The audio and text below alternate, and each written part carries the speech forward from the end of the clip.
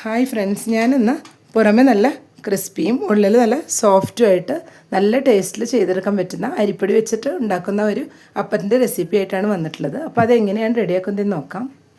Video ഫുള്ളായി കണ്ട ശേഷം ഇഷ്ടപ്പെടുകയാണെങ്കിൽ ലൈക്ക് ചെയ്യാനും ഷെയർ ചെയ്യാനും സബ്സ്ക്രൈബ് ചെയ്യാനും മറക്കരുത്. കൂടെ തന്നെ സബ്സ്ക്രൈബ് ബട്ടൻ്റെ തൊട്ടടുത്തുള്ള ബെല്ലൈക്കൺ ഒന്ന് പ്രസ് ചെയ്ത ശേഷം അതിലുള്ള ഓൾ എന്നുള്ള ഓപ്ഷൻ ഒന്ന് എനേബിൾ ചെയ്ത് കൊടുക്കണേ. അപ്പോഴാണ് ഞാനിടുന്ന പുതിയ വീഡിയോസ് എല്ലാം നോട്ടിഫിക്കേഷൻസ് ആയിട്ട് എല്ലാവർക്കും ലഭിക്കുന്നത്. ഇതിനായിട്ടൊരു ബൗൾ എടുത്ത് വെച്ചതിലോട്ട് 1.5 കപ്പ് അരിപ്പൊടി ചേർത്ത് കൊടുക്കാം.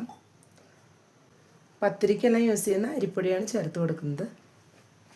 10 ചുവന്നുള്ളി ചെറുതായി കട്ട് ചെയ്ത് വെച്ചതും കൂടെ ചേർത്ത് കൊടുക്കുന്നുണ്ട്.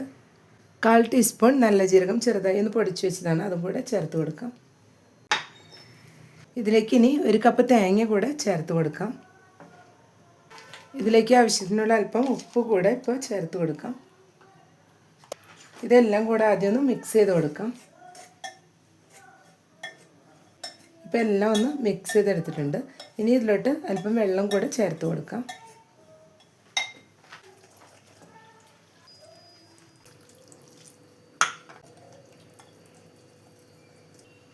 കുറച്ചായി വെള്ളം ഒഴിച്ചിട്ട് ഇപ്പോൾ ബാറ്റർ ഇവിടെ റെഡിയാക്കി എടുത്തിട്ടുണ്ട്. ഓവർ ലൂസായി പോവാതെ ഈ ഒരു കൺസിസ്റ്റൻസിയിലാണ് ബാറ്റർ ഇരിക്കേണ്ടത്. ഇനി ഇത് പാനിലൊഴിച്ചൊന്ന് റെഡിയാക്കി എടുക്കാം. ഇപ്പോൾ ഒരു പാൻ വെച്ച് 2 ടേബിൾ സ്പൂൺ വെളിച്ചെണ്ണ ഒഴിച്ച് കൊടുത്തിട്ടുണ്ട്. ഇത് നന്നായി ചൂടായി വന്നിട്ടുണ്ട്. ഇതിലോട്ട് ബാറ്റർ ഒഴിച്ച് കൊടുക്കാം.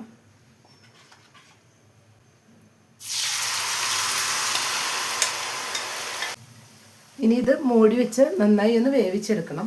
ഫുൾ ഫ്ലെയിമിൽ വെച്ചിട്ടാണ് ബാറ്റർ ഒഴിച്ച് കൊടുത്തിട്ടുള്ളത്.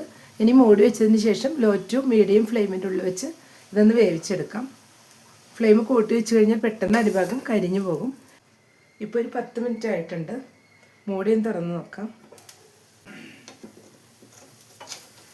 ഇപ്പോൾ ബാക്ക് സൈഡ് നന്നായി തന്നെ മൊരിഞ്ഞ് വന്നിട്ടുണ്ട്.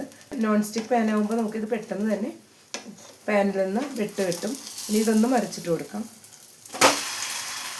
ഇതൊന്ന് പ്രസ് ചെയ്ത് കൊടുക്കണം.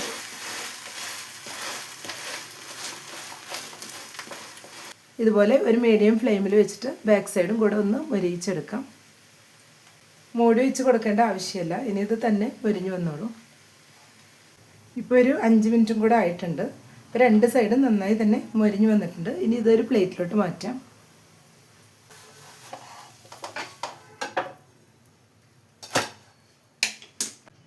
ഇപ്പം മൊരിഞ്ഞതിന് ശേഷം ഒരു പ്ലേറ്റിലോട്ട് മാറ്റിയിട്ടുണ്ട്. നല്ല ക്രിസ്പി ആയിട്ട് ഇതുപോലെ നമ്മൾ മൊരിയിച്ചെടുക്കുമ്പോഴാണ് നല്ലൊരു ടേസ്റ്റ് വരുന്നത്. ഇപ്പോൾ ഇതൊന്ന് കട്ട് ചെയ്ത് വെച്ചിട്ടുണ്ട്. ഇതുപോലെ ഓരോ പീസും നമുക്ക് കട്ട് ചെയ്തെടുക്കാം. വളരെ എളുപ്പത്തിൽ തന്നെ നമുക്ക് ഈവനിങ് സ്നാക്കായിട്ട് ഉണ്ടാക്കിയെടുക്കാൻ പറ്റുന്ന ഒരു അപ്പമാണ്. അപ്പോൾ എല്ലാവരും ഈ രീതിയിലൊന്ന് ട്രൈ ചെയ്ത് നോക്കുക. ഇഷ്ടപ്പെട്ടെങ്കിൽ ലൈക്ക് ചെയ്യാനും ഷെയർ ചെയ്യാനും സബ്സ്ക്രൈബ് ചെയ്യാനും കൂടെ തന്നെ ഫീഡ്ബാക്ക്സ് ഉണ്ടെങ്കിൽ അറിയിക്കാനും മറക്കരുത്. താങ്ക്